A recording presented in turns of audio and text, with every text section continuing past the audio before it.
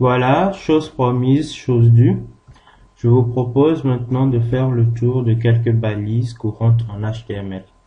Mais tout d'abord, commençons par la structure du document minimum en HTML.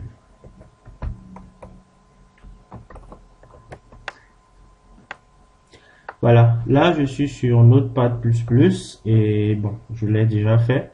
Je vous présente ici la structure minimum du document, d'un document de toute page web en HTML. Donc là, nous avons la déclaration doctype. Qu'est-ce que c'est? C'est tout simplement ce qui va permettre d'indiquer au navigateur qu'il s'agit d'une page web, d'un document écrit en HTML. C'est comme include studio.h en langage C. C'est la même chose, c'est une déclaration. Voilà, maintenant la balise HTML. C'est la balise racine de tout votre code. C'est celle qui va contenir toutes les autres balises, vous le voyez. Donc, on a la balise HTML là qui contient toutes les autres balises du code et elle ferme le code. Ensuite, la balise head. Head comme en tête de la page web. Donc, dans cette balise, on va mettre des informations générales sur la page web, comme le titre via la balise title, qui est une balise en paire. Donc ici, on l'ouvre et on la ferme ici. Et à l'intérieur, on met le titre de la page web. Mais attention, ce titre est celui qui sera affiché dans l'onglet de votre navigateur. C'est pas le titre qui sera affiché sur la page web. C'est seulement le titre de l'onglet. Et c'est également par ce titre que via les moteurs de recherche, votre site web ou votre page web pourra être trouvée. Donc, il faut choisir succinctement ces mots de façon à englober la thématique dont traite votre page web. Donc, le contenu de votre page web le maximum possible. Donc, dans Head, on indique également l'encodage des caractères par la balise meta. Vous voyez ici l'attribut char7. Qu'est-ce que c'est? Là, j'ai mis UTF-8. Donc, l'UTF-8 d'Unicode, c'est un type d'encodage de caractères. Il en existe plusieurs.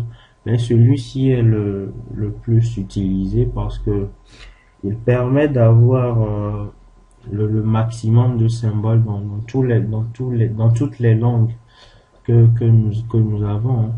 Pratiquement toutes les langues. Donc, mais il faut également vérifier que sur Notepad++, votre document est bien encodé en UTF-8. Donc, vous allez dans l'onglet encodage, vous vérifiez encodé en UTF-8 sans boom. Voilà. Donc, Head, c'est la première section de votre page web. On a ensuite la deuxième section qui est Body.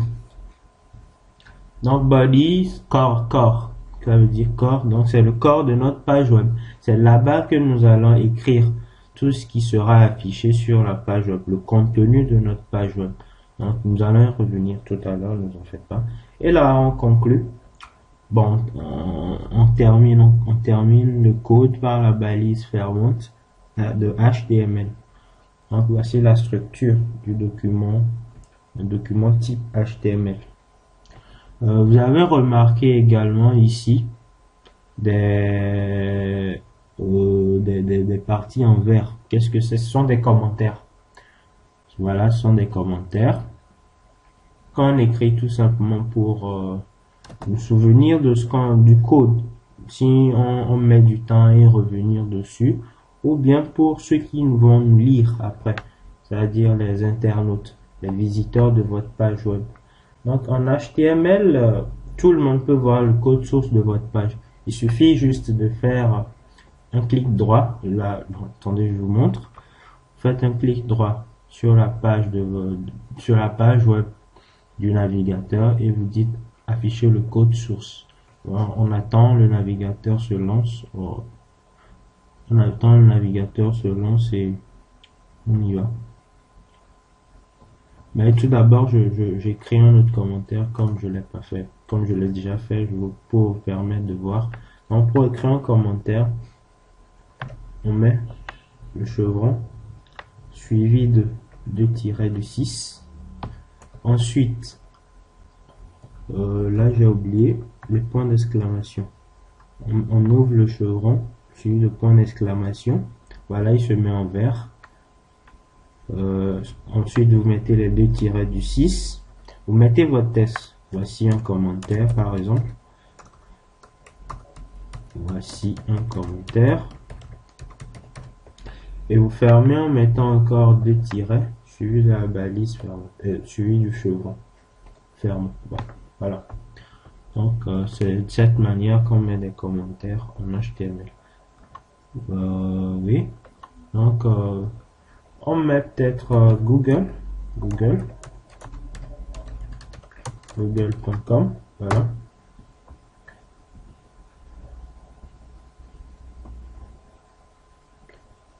Voilà, la page est chargée.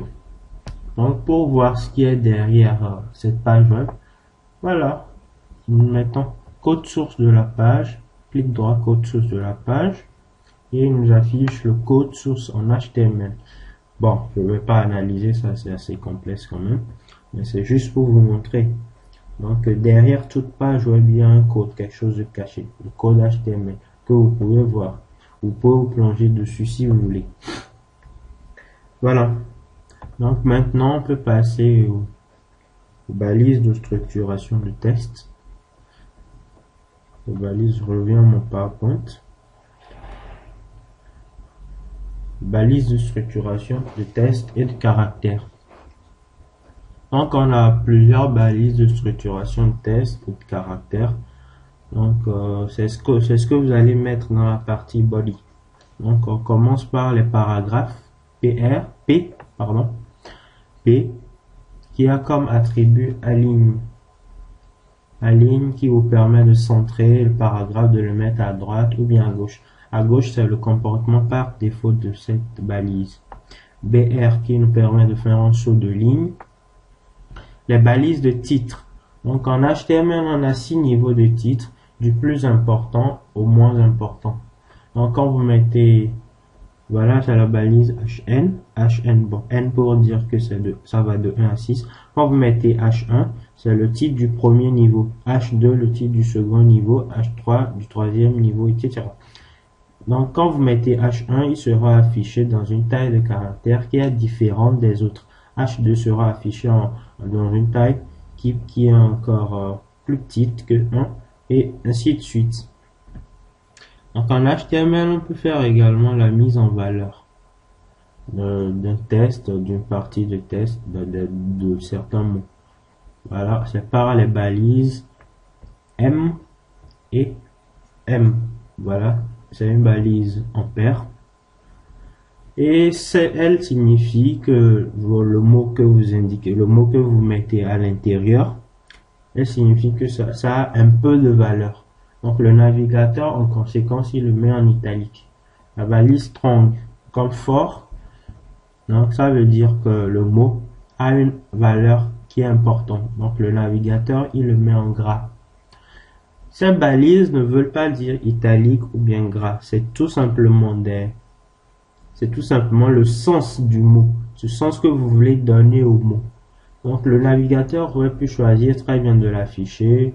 Je sais pas, au lieu de mettre italique, il affiche en vert. Au lieu de mettre le test entre la balise strong en gras, il pouvait le mettre en rouge. Voilà.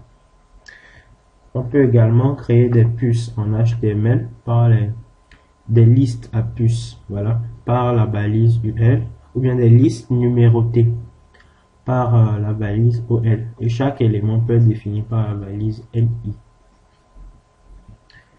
Donc on a d'autres balises, U pour souligner, B pour mettre en gras, voilà, italique, I pour mettre en italique, mettre en indice, sub pour mettre en exposant,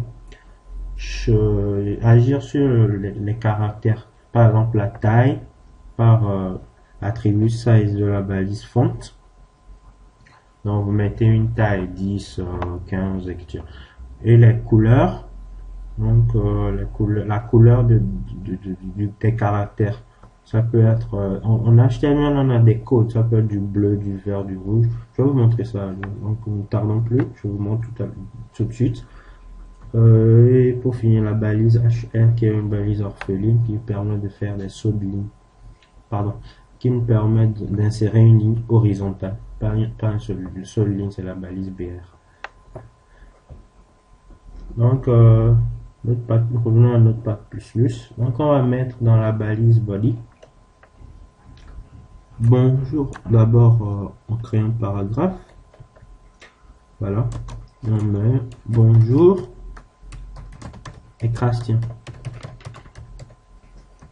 Comment allez-vous?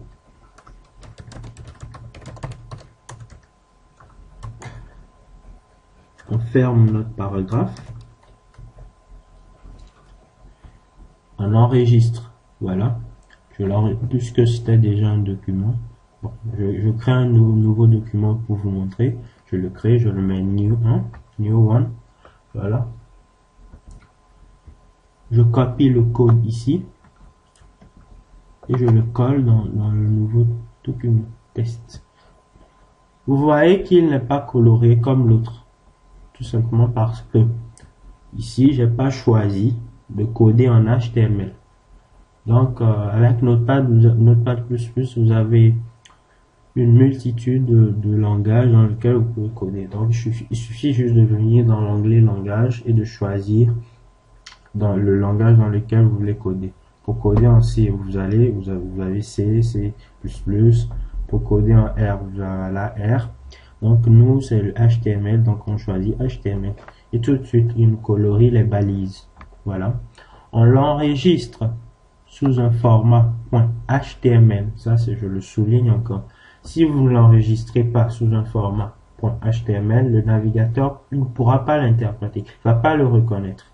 Donc, vous l'enregistrez dans un format .html. Donc, je mets par exemple mon site web. .html. Je le mets sur le bureau. Comme ça, c'est plus simple. Je l'enregistre. Voilà. Je vais le chercher sur le bureau. Il est là. Et comme je choisis de travailler avec Mozilla Firefox, donc je le mets comme navigateur par défaut. Et je lance tout simplement le fichier là. Et il s'affiche. Donc ça va prendre un peu de temps. Voilà. Bonjour les Crassiens, comment allez-vous? Il me l'affiche. Je reviens au code. Ici, au lieu de mettre le test à gauche, je vais le centrer par exemple à ligne en mettant l'attribut aligne à P à la balise P paragraphe. Aligne égale à center. Donc il faut le mettre toujours en apostrophe. J'enregistre. Je vais dans Mozilla Firefox et j'actualise. Voilà, et mon test est maintenant au centre. Donc, passons rapidement également une liste. Donc, pour définir une liste, comme j'ai dit tout à l'heure, donc d'abord, je dois le mettre dans un paragraphe.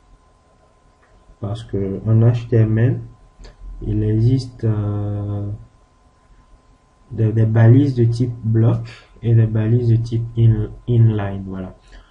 Donc, les balises de type bloc, ce sont des balises qui vous permettent de structurer votre page en plusieurs blocs. Le premier, le second, comme la balise P. Voilà.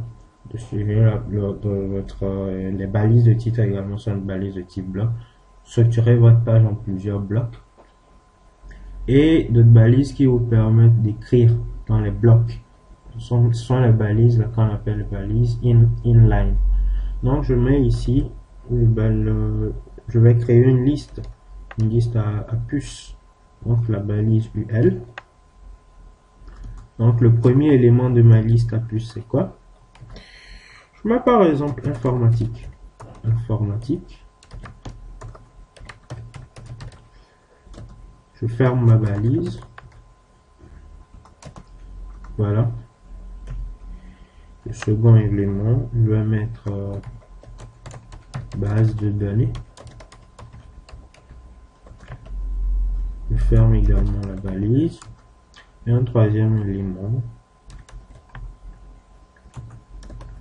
statistique. Statistique. Voilà. Et je ferme la balise UL. J'enregistre. J'enregistre. Et j'actualise dans Mozilla Firefox. Voilà, j'ai une liste à puce. Et dans les éléments sont informatiques, base de données et statistiques.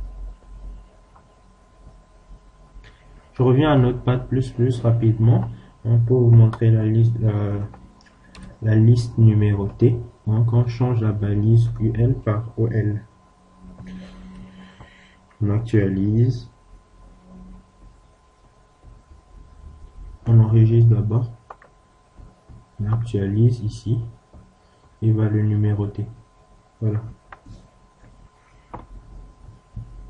Donc voilà, je pense avoir fait le tour. Bon, là, je vous montre également comment on peut changer la couleur du texte. Voilà, par exemple, bonjour les Chrétiens ici. Je vais mettre ça en bleu. Donc, je mets la balise font. Voilà, font, color, égal. Donc, le code pour mettre en bleu, c'est quoi? C'est dièse. D'abord, 0, 0, 0, 0, 4, 0, 2F, majuscule. Voilà, je ferme la balise font. La première, la balise montre. Voilà. Je mets bonjour les Chrétiens, c'est ce que je veux mettre en bleu. Je ferme la balise font. Voilà. J'enregistre. Je vais dans Mozilla Firefox et j'actualise. Voilà, il me le met en bleu.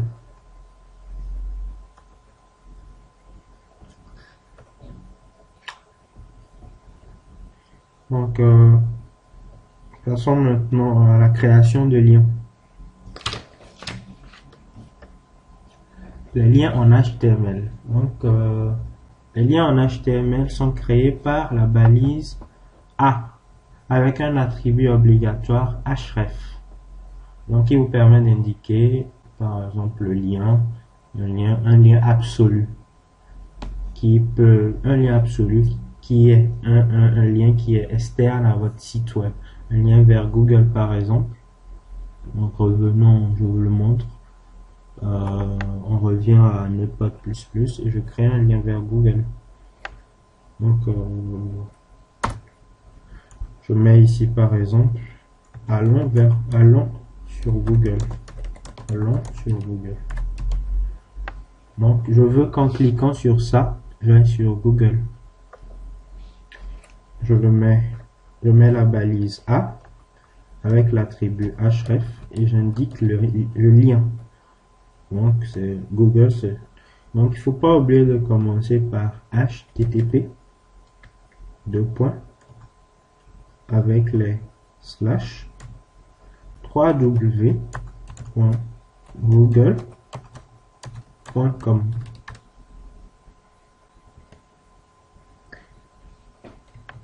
Le chevron et je ferme la balise A. J'enregistre, je vais dans Mozilla Firefox, allons sur Google. Voilà. Je clique dessus, il va m'emmener sur Google. Maintenant, ce lien, normalement, j'aurais pu l'ouvrir dans un nouvel onglet ou une nouvelle fenêtre.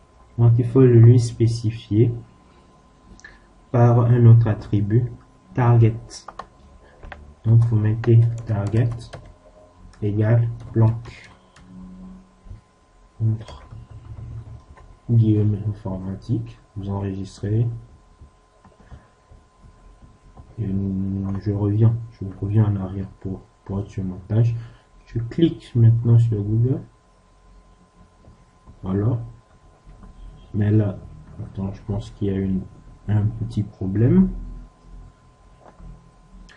Donc, target égale blanc.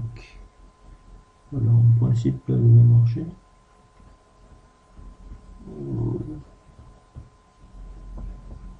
Je le charge à nouveau. Je l'ouvre à nouveau plutôt. Donc, je l'ai mis sur le bureau.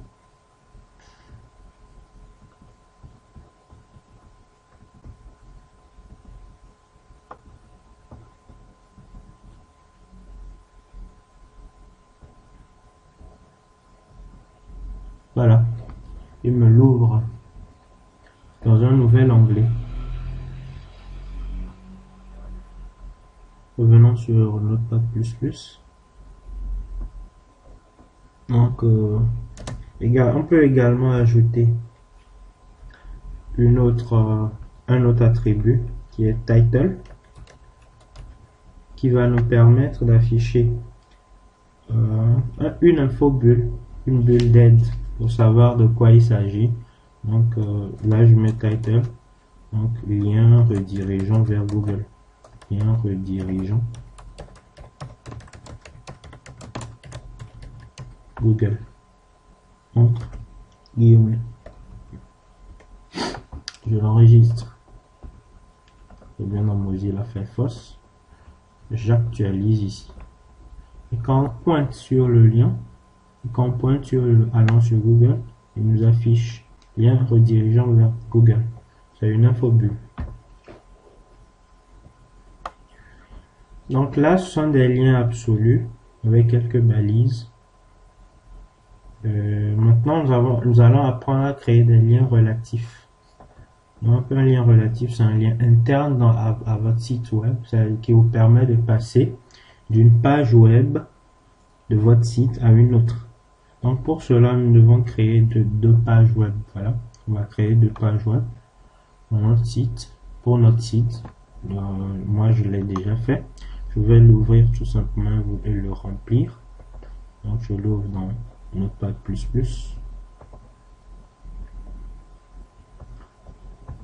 Second également. Voilà.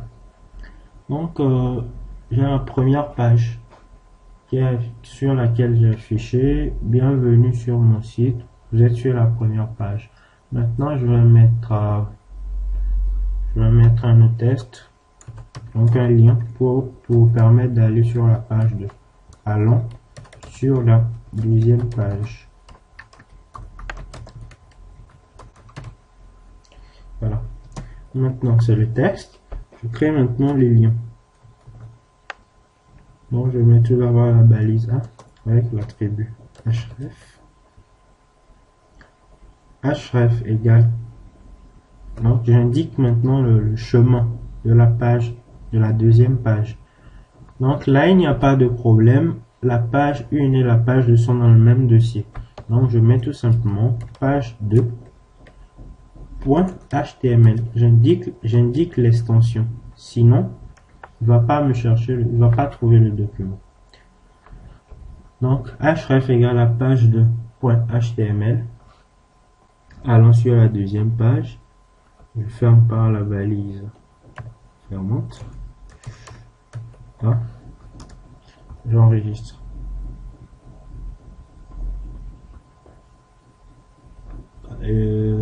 Ça, c'est la première page. Oui.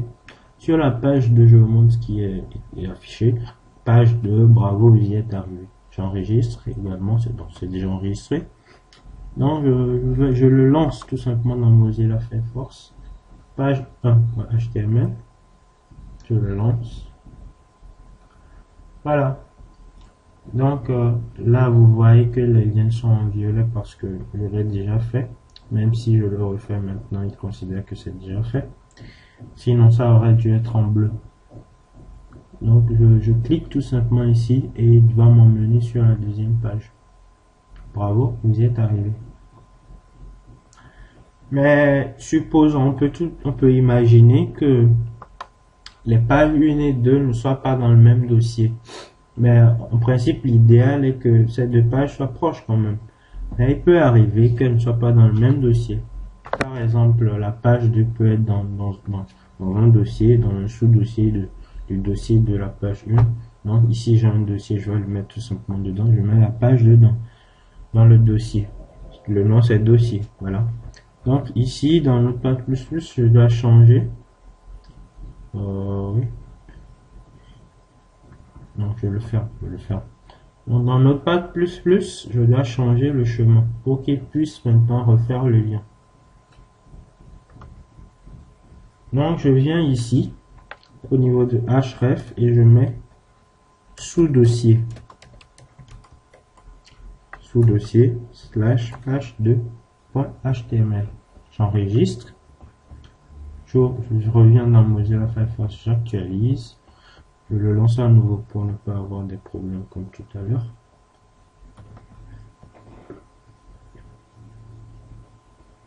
Voilà. Voilà un lien nouveau comme je ne l'ai jamais fait. Quand je clique dessus, il va m'emmener tout simplement sur la page de alors là. Qu'est-ce qui se passe? Page 2.html. Ah ouais, j'ai mis sous dossier. Normalement c'est dossier. Dossier. J'enregistre. Je reviens dans Mozilla Firefox. J'actualise. Je ferme ça. Dans Mozilla Firefox, je le lance. Il s'ouvre. Maintenant, je le cherche. Voilà, je vais sur la page de .html. On peut également supposer que ce soit plutôt la page 1 qui se trouve dans... D'abord, je l'enregistre ici, je le ferme. On peut supposer que c'est la page 1 qui se trouve dans le dossier. Donc, au lieu de la page 2. Donc là, je garde la page 2 ici et je mets la page 1. Voilà. Je mets la page 1 ici dans le dossier. Voilà. Donc, je vais l'ouvrir pour changer le code dans Notepad++. Au lieu de mettre ici, comme c'est un dossier parent, au lieu de mettre dossier là, nous allons mettre 2 points pour indiquer que la page se trouve dans le dossier parent de la page 1. Donc j'enregistre, je reviens dans Mozilla Firefox, j'actualise, je le lance.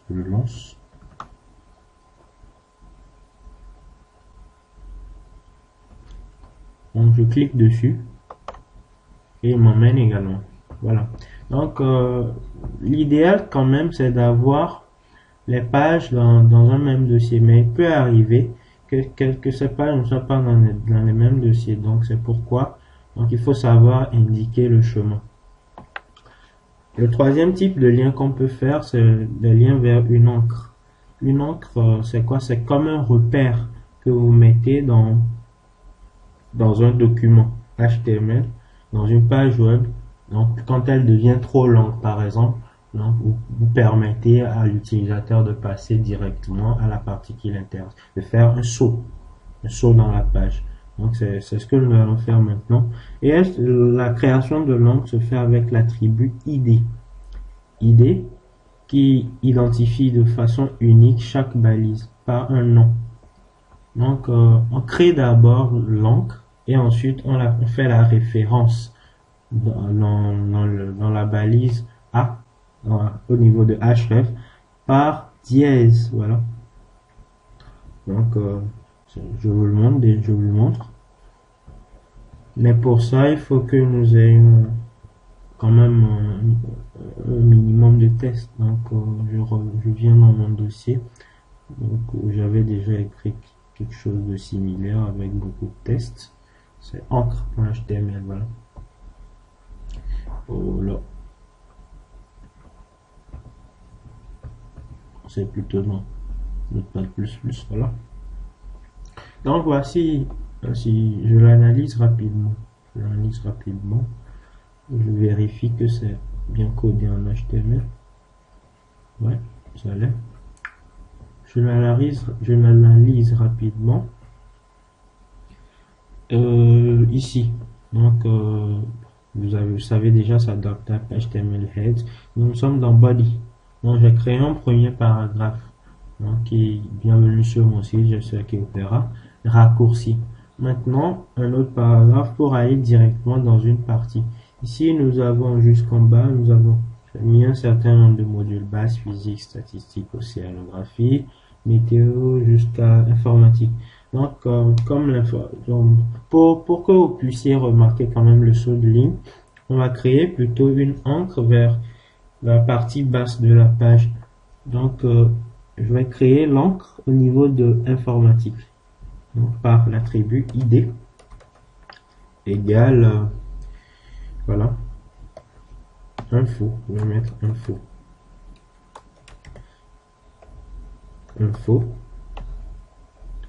Et je crée également une autre encre au niveau de traitement de signal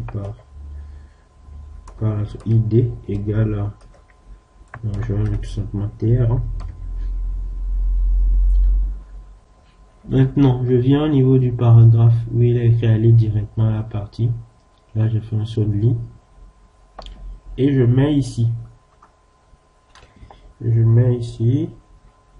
lien. Donc, d'abord A. Donc, A. href égale. Donc, je commence par dièse. Dièse. Et je mets l'encre. TR, par exemple. TR. Ici, donc, aller, je mets le test, aller, au traitement de signal.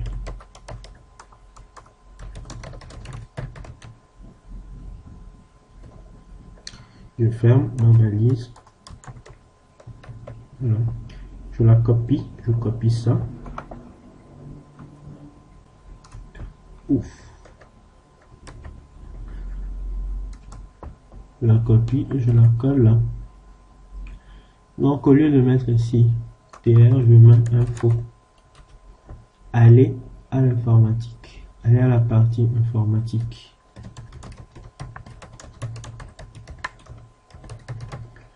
Voilà. J'enregistre. Et je lance.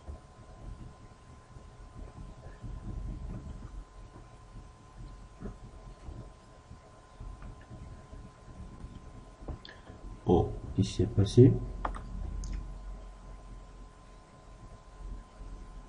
Voilà, aller à la partie informatique. Ouais.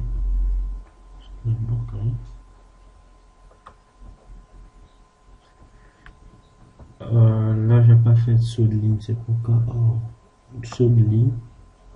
Donc, je remets ici BR. Je remets ici BR. C'est une balise orpheline. Saut de ligne. Donc, après A, je fais un saut de ligne et je remets l'autre ligne. J'enregistre. J'actualise dans Mozilla Firefox.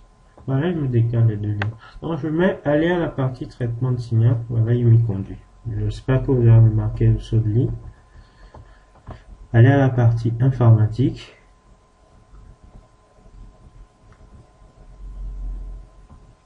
Attention.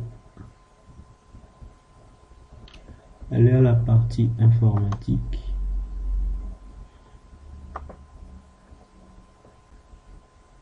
Ah, j'ai pas mis le dièse, voilà. Et il pensait que ce sont des erreurs qui pouvaient arriver, vous m'en excusez. Donc il pensait que c'était un fichier. Donc j'enregistre, j'actualise encore mon Mozilla Firefox. Donc c'est mieux que je le relance. Donc .html.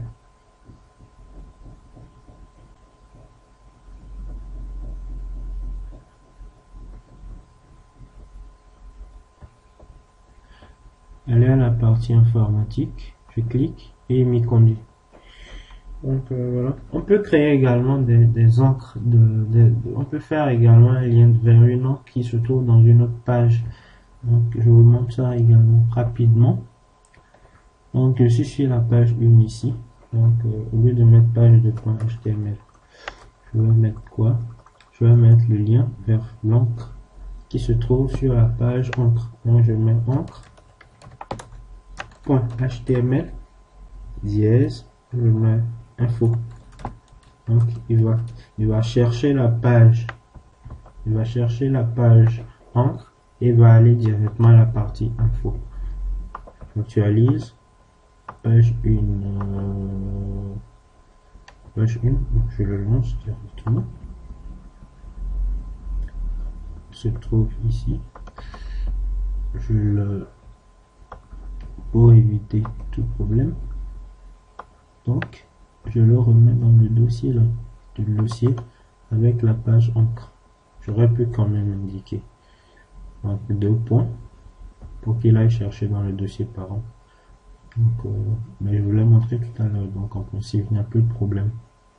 Donc, je lance la page 1.html. Allons sur la deuxième page. D'accord.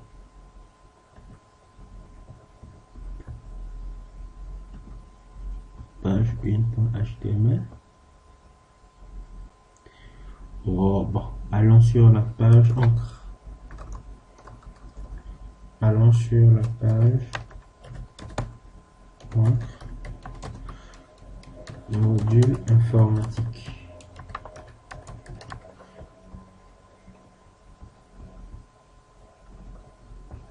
Je l'enregistre, c'est fait. Je charge, je l'actualise ici. Allons sur la page module informatique. Voilà, il me conduit sur la page module informatique. Donc, des exemples d'utilisation de liens rapidement. Donc, on peut faire un lien pour, par exemple, télécharger un fichier. Donc, c'est ce que j'ai fait tout à l'heure par mégarde. J'ai dans mon dossier site web un fichier zip, info.zip. Donc, je vais le mettre tout simplement ici, info.zip. Et il va télécharger le fichier. Il va le mettre en télécharge. Télécharger le fichier. Info.zip.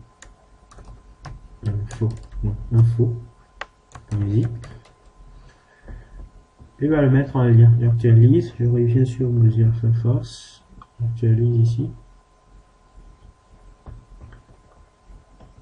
Je le lance.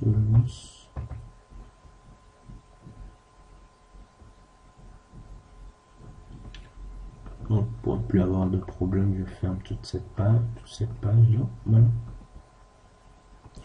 Bienvenue sur mon site. Vous êtes sur la première page. Téléchargez le fichier info.zip. Donc, je fais ça. Et voilà. C'est le fichier qui se met en téléchargement. APS 3,8 mégaoctets. Donc, des liens qui vont vous permettre de mettre votre adresse email pour être contacté. Donc, on le fait par mail to.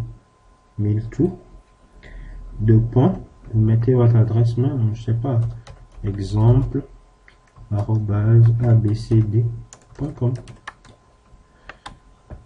Contactez-moi.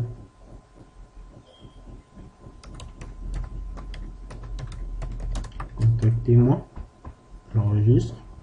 Mozilla. Actualise. Contactez-moi. Et il va s'ouvrir avec votre logiciel de courrier par défaut. Voilà, chez moi, je suis sur Windows 10. Il me l'ouvre avec l'application courrier. Je ferme tout cela. Voilà, et voilà, c'est tout pour les liens. Donc, vous êtes capable maintenant de créer des liens.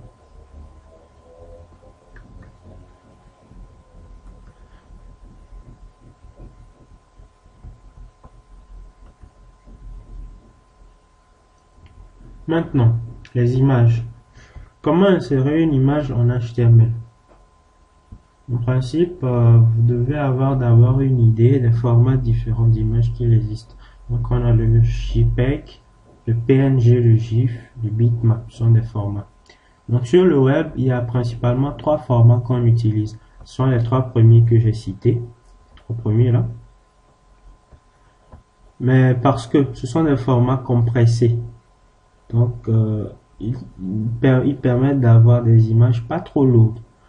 Donc, sur le web, il est recommandé d'éviter les formats non compressés comme le bitmap. Ce sont des formats trop lourds, trop volumineux, qui feront que, d'abord, l'image sera très lourde à être téléchargée. Et quand un visiteur voudra consulter, par exemple, la page web, donc ça mettra beaucoup de temps à être chargé. Des fois, vous remarquez que le texte vient après les images.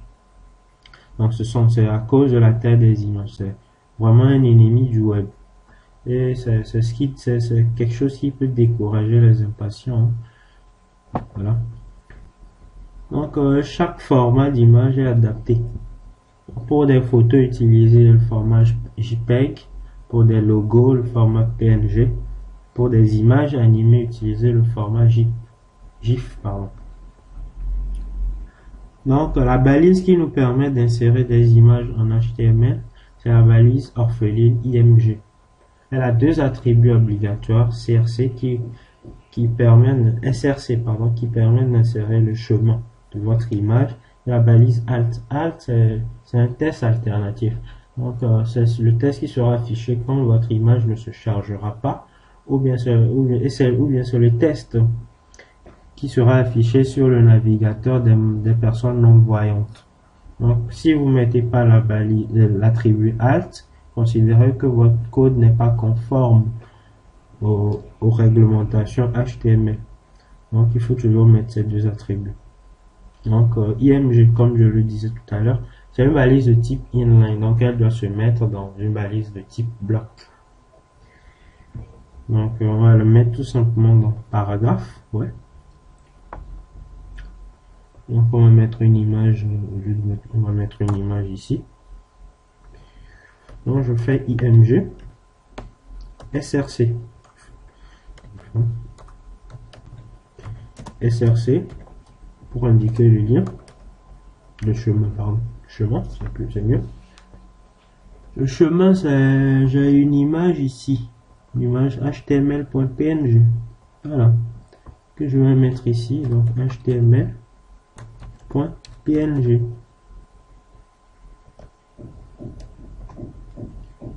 Alt, test alternatif, égal par exemple, je vais mettre logo HTML.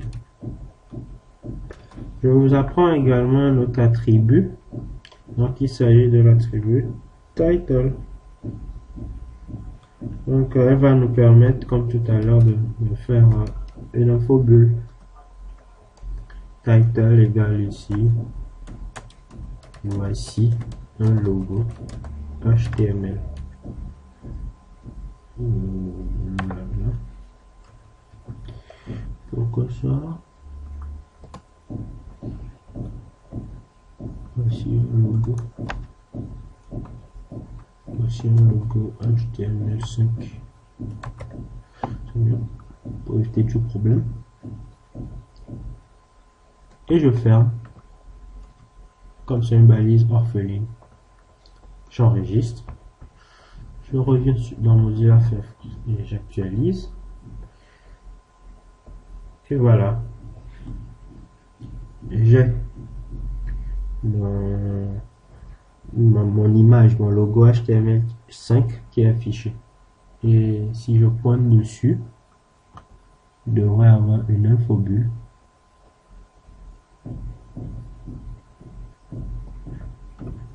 Alors je élimine ça rapidement, j'élimine ça.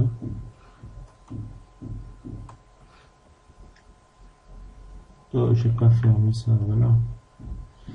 Voilà, donc, je vais fermer ça. Logo HTML title également ici. Un logo HTML5. J'enregistre. J'actualise en Firefox. Voilà. Voici mon infobulle. Voici un logo HTML5.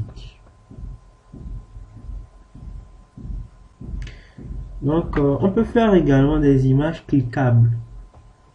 Donc, c'est-à-dire des images qui comportent un lien. Au lieu de mettre donc tout simplement IMG, je rajoute attribut A, la balise A, en faisant href, un lien de redirection vers Google, http www.google.com. Je mets blanc, je mets target égale blanc.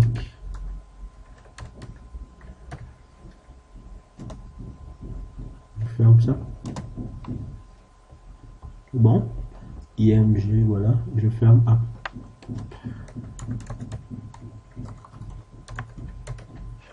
J'enregistre. J'actualise ici. Vous voyez maintenant, au lieu de, avant c'était juste la souris. Voilà, et maintenant elle m'indique bien que je peux pointer dessus. Quand je clique, il me redirige dans un nouvel onglet parce que j'ai mis target et la blanc sur Google. Donc pour faire également pour insérer également on peut insérer également des images, mais cette fois-ci pas dans un bloc, mais en créer une figure par la balise figure. Donc pour vous indiquer vraiment que c'est pas à part un bloc, c'est pas dans un bloc comme tout à l'heure où j'ai mis P. Je mets la balise figure. Donc c'est elle-même représente déjà un bloc, c'est pas une balise inline, voilà. Et elle se termine par figure, la balise figure qui termine. Donc il y a également d'autres balises qu'on peut rajouter. Par exemple, fig caption, qui est la balise fig caption.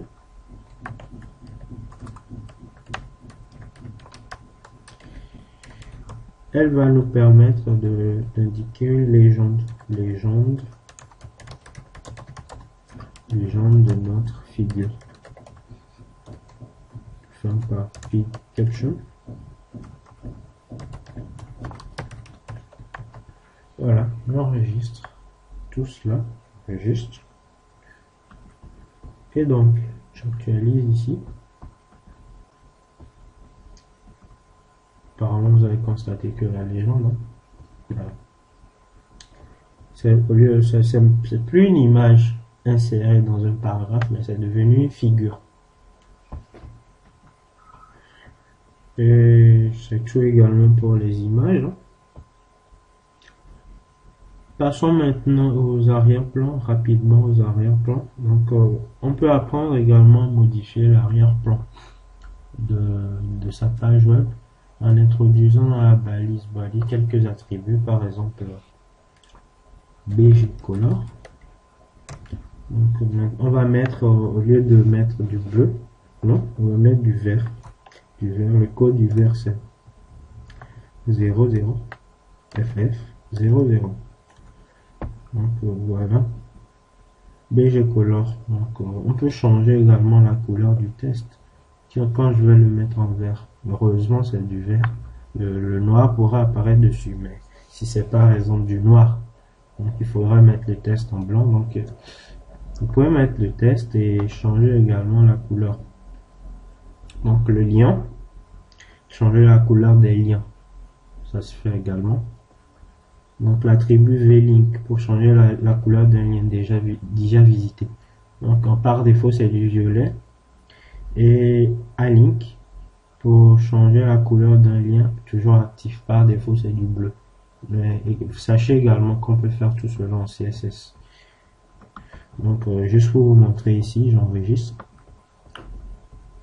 j'actualise en Firefox et l'arrière-plan se transforme en vert. C'est du vert bien vif, hein. Donc au lieu de mettre des couleurs comme arrière-plan, on peut mettre une image. Donc dans mon dossier site web, j'ai une image paper.gif que je vais mettre tout simplement grâce à l'attribut background, et j'indique le chemin de l'image que je vais mettre en arrière-plan, paper.gif.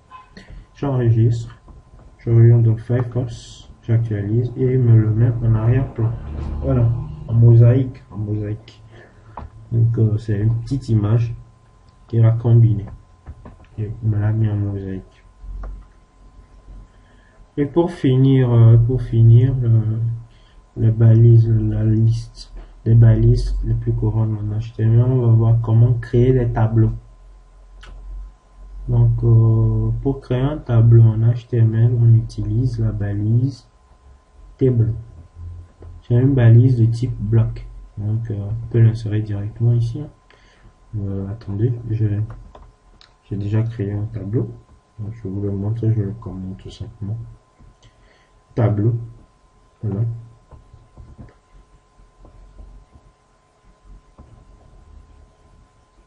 Bon, donc pour créer un tableau, c'est à partir de la balise de type bloc. Donc on rajoute d'autres balises comme caption, caption, c'était la légende de la figure. Ici, c'est le titre du tableau qui est par défaut en haut, voilà. La balise tr pour insérer une ligne dans le tableau, insérer une ligne, c'est un ensemble de cellules. TH pour comme head en tête, comme pour insérer les cellules d'en-tête. Donc les cellules, vous remarquerez que les cellules d'en-tête ont leur contenu mis en gras. Et TD pour insérer des cellules de données. Donc on peut rajouter plusieurs attributs à ces tableaux, à ces balises, plusieurs attributs par exemple la balise table.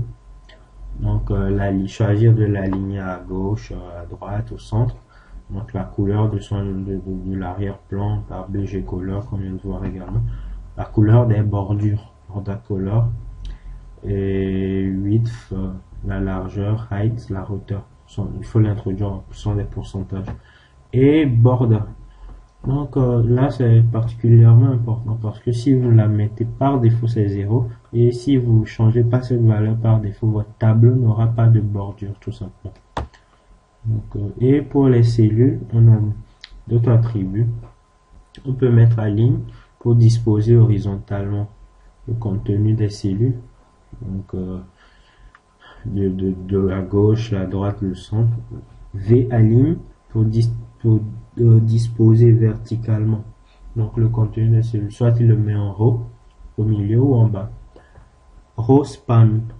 Donc il fusionne les cellules adjacentes sur les lignes. Et col span, il fusionne les cellules adjacentes sur les colonnes. Donc rapidement, je vous montre tout cela. Donc ici, j'ai une table. Voilà. Donc j'ai créé une bordure. D'abord, je l'enlève, je reviens après. Donc caption, pour mettre le titre du tableau, il va se mettre en haut. J'ai créé une première ligne avec 4 colonnes, avec 4 cellules d'en-tête. Donc dans le contenu est respectivement titre A1, A2, A3, A4. Je ferme là pour créer définitivement la première ligne.